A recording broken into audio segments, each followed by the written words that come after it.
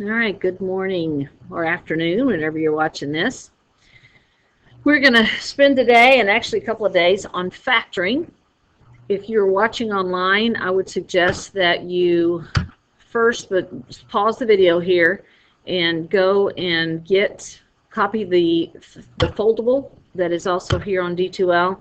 Copy it and cut it out on the places where it has little scissors. You're basically going to cut it out on each of these dash lines and actually take notes on it. That'll keep you in touch with everyone else that's been in class and doing it. So you'll notice the very first thing on your foldable, this is kind of a tool that will help you know how to factor. Of course, the first thing I want to do is remind us what factoring is. That's a big word there, factoring. If I say to factor the number 6, for example, I say factor the number 6. Oops. Do that again. You could say 1 times 6. You could say 2 times 3. And so it has 4 factors. The number 6 has 4 factors. And when you were in elementary school, when you wanted to know the lowest factors, you did what you were looking for prime factors. You remember this from probably 3rd or 4th grade. Prime factors, you would pick any 2 factors of 6 and write them down, and as long as they were factors that were prime, you would circle them, and that was what your answer would be. So 2 times 3 is 6. If I'm with the prime factors in, let's say, 24, then I would say, okay, pick any 2 factors, I can pick 3 and 8. The 3 is done, so I'd always teach my kids in 7th grade. So circle the 3 as an apple in your own factor tree. The 8 can continue to be factored into 2 times 4. Circle 2, he'll become an apple. The 4 can keep going in your tree, and he will branch off into 2 times 2. Now you have 2 more apples. So the prime factors of 24 would be 2 times 2 times 2 times 3. And sure enough, 2 times 2 is 4, times 2 is 8, times 3 is 24. So these would be considered your prime factors of 24. So when I'm asking you to factor a polynomial, I'm asking you for the same thing. I'm asking you to factor to find me what times what gives me a certain polynomial. And this factoring foldable will give you some ways or tools to figure out where to even start in that process. Okay? All right, so let's begin.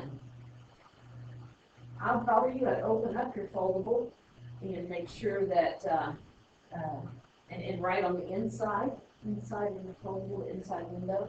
You'll notice your first window says to factor out the GCF, and we will always do that first. I don't care if you've got a polynomial of 50 terms or a polynomial of 2 terms.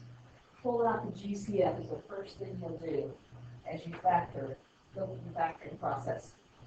So let's take 9n squared minus 24n. What can I pull out, or what common factors does the 9 and 24 have? Well, they're both divisible by 3. So I can pull a 3 out of both of those. Then I have an n squared and an n. I can put an n or pull an n out of both of those. And then the process is kind of like undistributing, because 3n times what will give you 9n squared? Well, I need to multiply by a 3, and I need another n. Now 3n times 3n will give you back to 9n squared. And thinking this way, 3n times what is going to give you 24n? That would be an 8. So I've undistributed, I've pulled out the GCF, and in so doing, I've come up with the prime factors of 9n squared minus 24. I've got a 3 as a factor, an n as a factor, and then this 3n minus 8. So I have a total of 3 factors. 1, 2, 3 factors. Much like when I factored, what was it up here?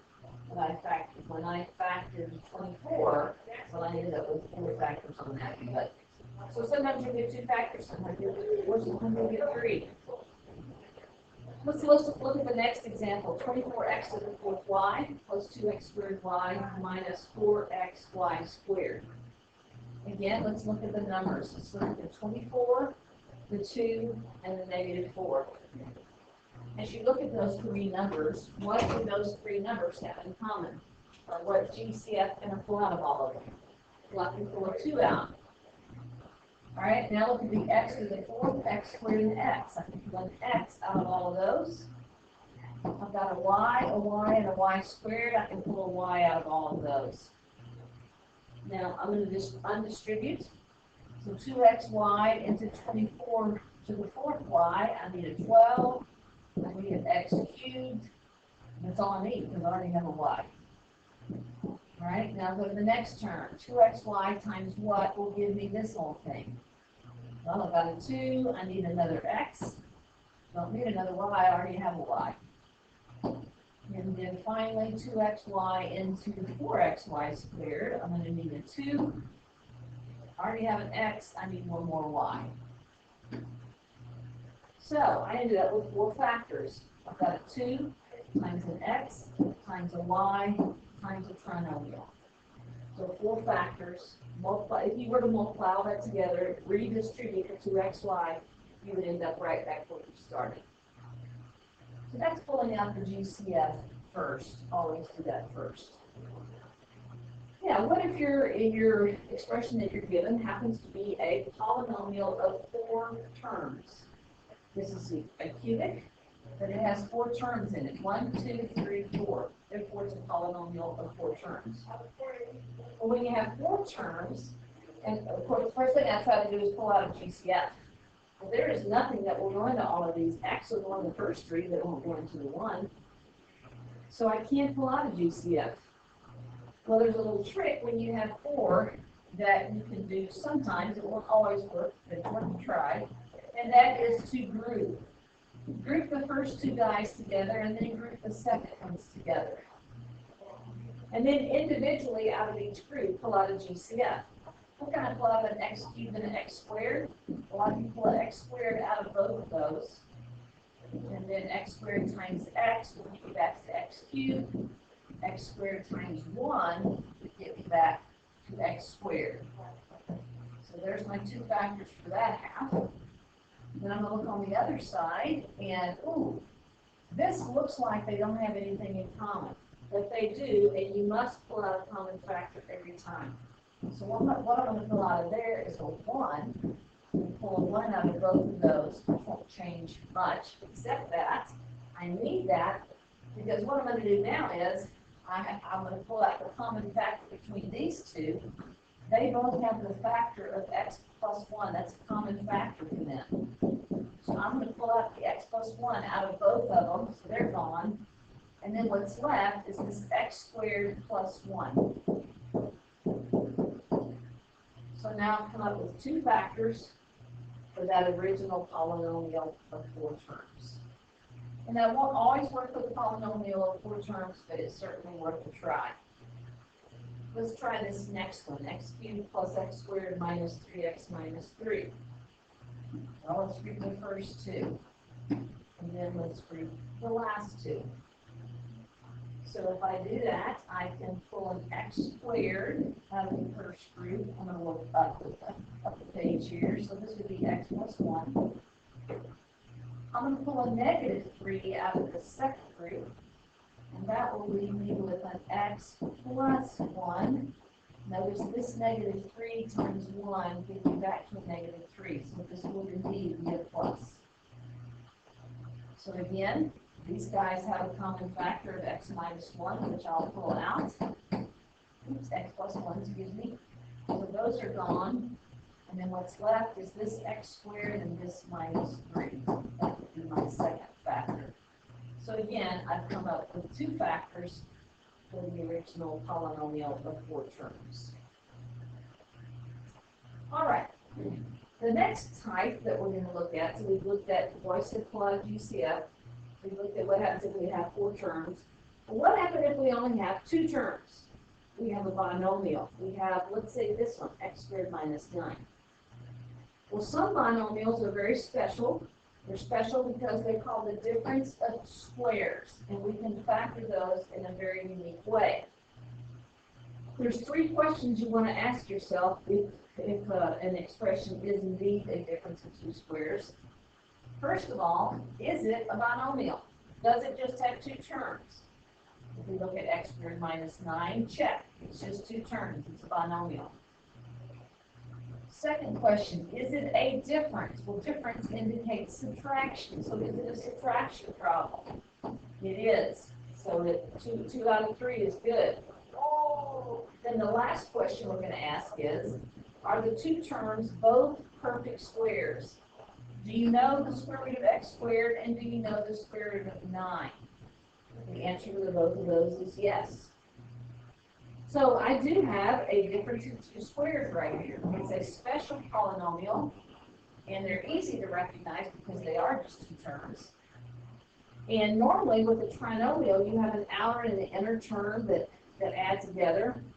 Well, since this only has two terms, that indicates that there were two middle terms that canceled each other out somehow to just leave two terms.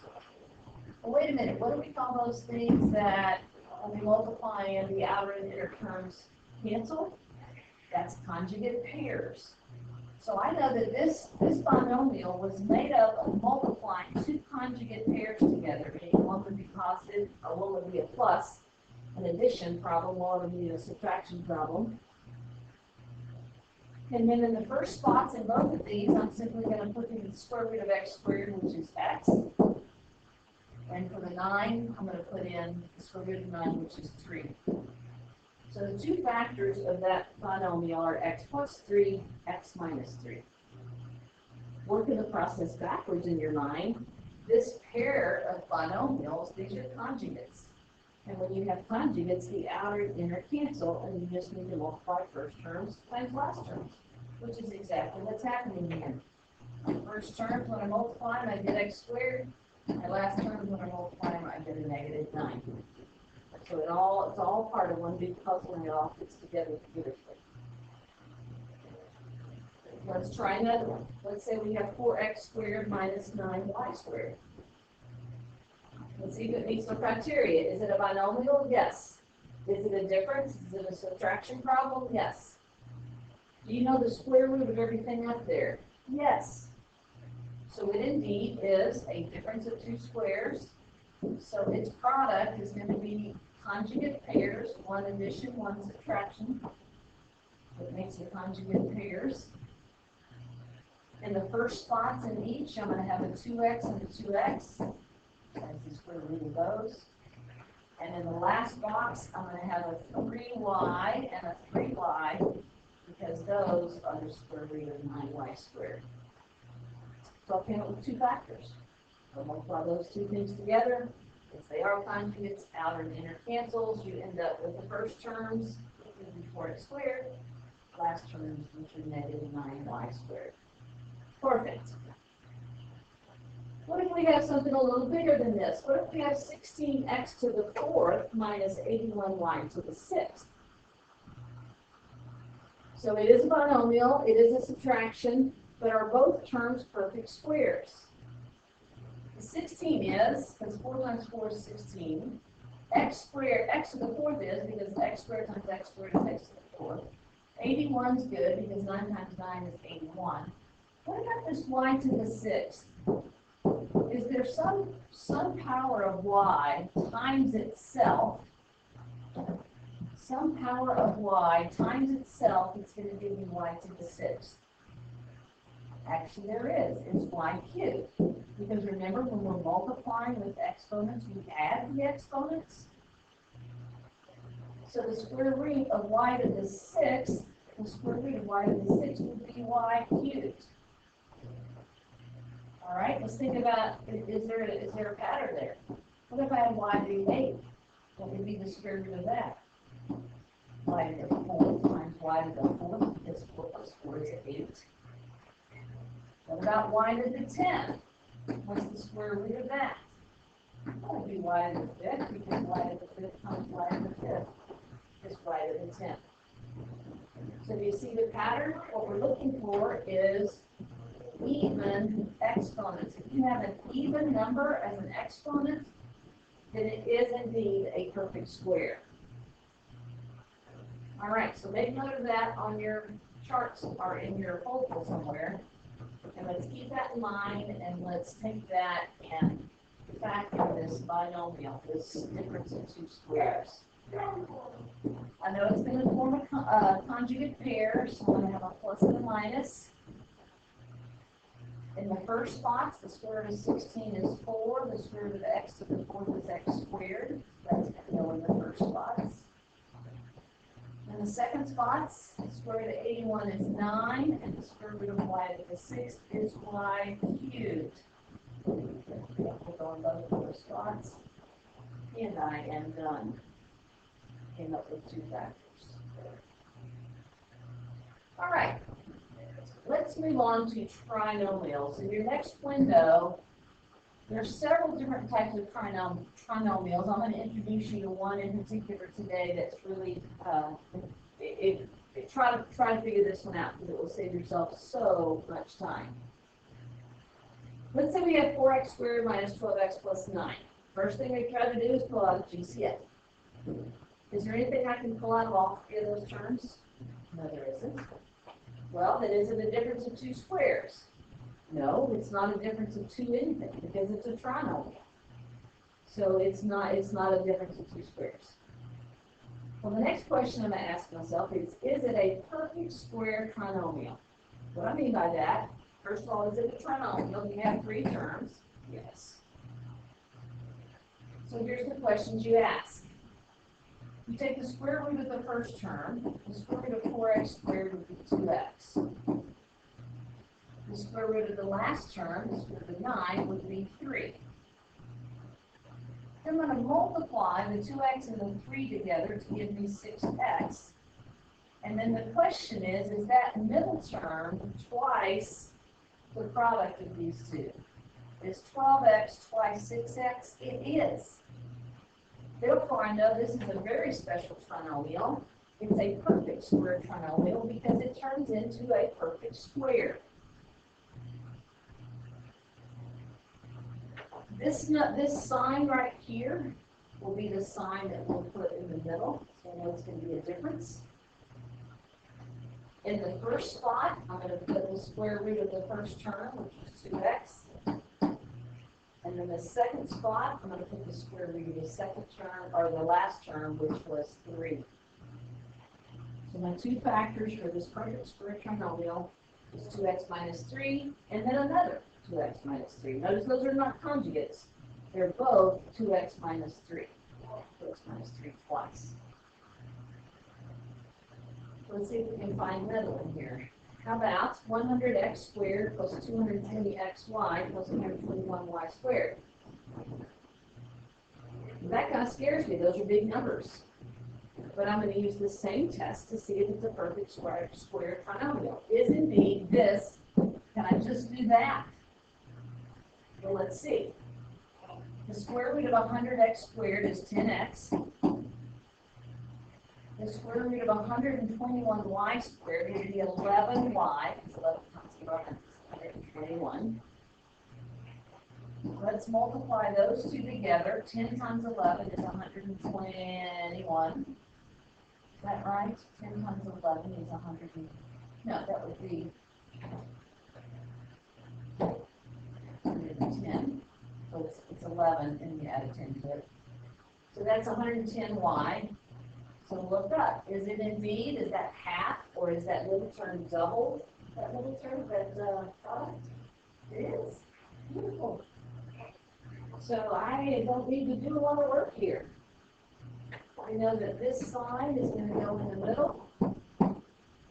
I know that the first term is going to be that square root of the first term. This last term is going to be the square root of the last term. And I'm done. More math to be had. All right, so now let's go to solving. Let's put this together and take it to another level. This is kind of the way I see this. You and I are on an adventure, and you're gonna see this little parallel over and over again. This is me driving, and we're on the road, And we just spent the first 20 minutes of this lesson. We spent it in Factorville. We stopped there for about 20 minutes. We had lunch. We pulled out GCFs. We looked for differences of two squares. We found some perfect square trinomials in town. But now we're ready to get back in the car, cross over the bridge. I wonder what this bridge would indicate. I'm going to go across that bridge, and now we're going to go over to Solveville. Because we have heard that there's a murder over there, we're going to figure out who did it. Who is the X in this problem? Or if there's a Y or a C or an A, who done it? It's the question we're asking. What is the mystery X? What is its value? We didn't ask that question in Factorville. We were just having fun in Factorville. We just had expressions. We didn't even have a bridge. We hadn't even come to a bridge yet. There were no equal signs in any of those problems we just did at the beginning. All right, so keep that analogy in mind as we go into this problem. So here are the three things you're going to do. If the problem is not already set up to equal to 0, you're going to put it equal to 0. If it's not already factored, you're going to factor it. This problem actually already has the first two steps done for us. It's set up equal to 0 already, and it's already factored this into a conjugate pair. So then the last thing we need to do, well, first let me ask you this question. If I have blank times 35 equals 0, what does this blank have to be? It has to be a 0. That's the only way you're going to get a product of 0 is if one of the factors is 0. If I have a flower times blank equals 0, what does the blank have to be? It has to be a 0. If I have negative 2/3 x, y, z to the 10th power times something equals 0, what does that something have to be? You guessed it, 0. So if I had two factors, if I have this times this equals 0, either this is equal to 0 or this is equal to 0. There's no other way to get a 0 as a product. So either 2x minus 3 is 0, or 2x plus 3 is 0. Let's solve this side, and I'll get x equals 3/2. Let's solve this side, and I end up with x equal negative 3/2. Got too fast on that here. So 2x minus 3 divided by 2, so x equals negative 3/2. So I ended up with two solutions. Does that surprise us? Well, it shouldn't, because if you go back and look at the original problem, what kind of equation is this? If you were to FOIL that out and put it in standard form, wait a minute, it's a conjugate pair. So it would just be the first terms, which would be 4x squared.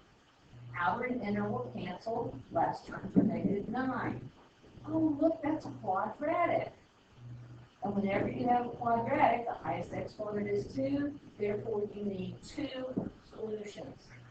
The highest exponent always tells you which solution you need. All right, let's try another one. 8x cubed equals 50x. This one is not set up for us. We're going to have to do all three steps. So let's first set this equal to 0 by bringing the 50x over, or subtracting 50x from both sides, so that we do have something set up equal to 0. Step 2, we're going to factor. What can I pull out of a 50 and an 8? I think a 2. And out of an x cubed and an x, I'll pull out an x. So I'm going to undistribute here, and I'm going to get 4x squared minus 25. Now here here's a situation where I've come up with 3 factors. However, this factor can be factored again. Much like in my factor tree, when I was trying to find prime factors and I had 6 and 4, this could be broken down again. I didn't stop until I got it down to factors that couldn't be factored down anymore. So, the 2 is done, the x is done, but I have to list them because they are factors. I can't just throw them away. This is a difference of 2 squares, therefore it's a conjugate pair. So it's going to be a plus and a subtraction. 2x, 2x, 5, 5. So I came up with 4 factors. 1, 2, 3, 4. One of those 4 factors has to be a 0, and I'm looking for 3 solutions. Well, this factor 2, it is never going to be 0. So that's out of the question. But this x would be 0. That's a possible solution. This 2x plus 5 might equal to 0, in which case x would be a negative 5/2. That's a possible solution. Or this factor equals to 0, in which case x would be a positive 5/2. So what do you know? I have 3 solutions, which is exactly what I wanted because I had a cubic. So if x is 0, x is a negative 5/2, or x is a positive 5/2. And that, my friends, is as far as we're going to go today. We'll continue in your foldable tomorrow and add some more and continue from there. So, down the assignment. And we'll see you next time.